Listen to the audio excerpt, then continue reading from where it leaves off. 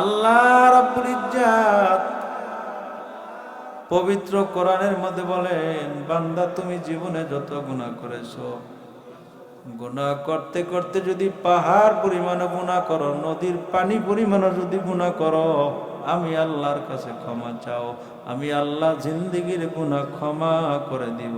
জোরে কোন সুবহানাল্লাহ।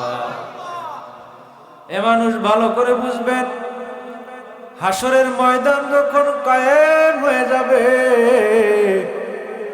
সূর্যটা মাথার আঘাত উপরে আসবে, বেঈমান নাফরমান গুলো ঘামের মধ্যে সাঁতার কাটতে শুরু করবে।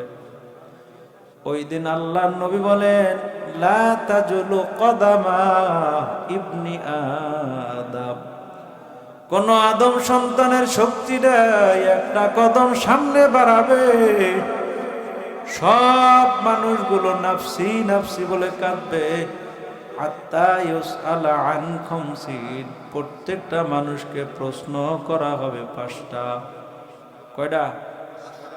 প্রত্যেকটা মানুষকে পাঁচটা প্রশ্ন করা হবে।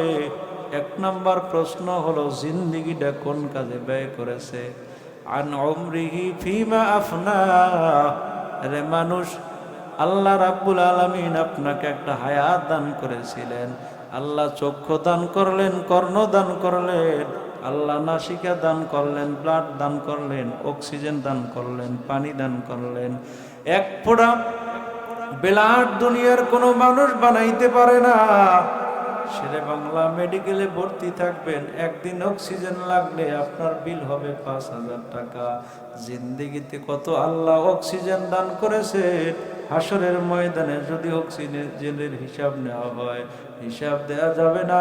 এই জন্য আল্লাহ নবী বলেন, আন উমরিহি ফিমা আফনা, তোমার জিন্দেগিটা তুমি কোন কাজে ব্যয় করছো, হিসাব মিলাও। ওরে বান্দা, তোমারে আল্লাহ জিন্দেগি দিছে, এই জিন্দেগি কার পথে ব্যয় করবেন? বলেন কার পথে? আল্লাহ বলে, বান্দা তোমার নামাজ, তোমার কোরবানি, তোমার ইবাদত বন্দেগী, বেঁচে থাকা মরে যাওয়া একমাত্র আল্লাহর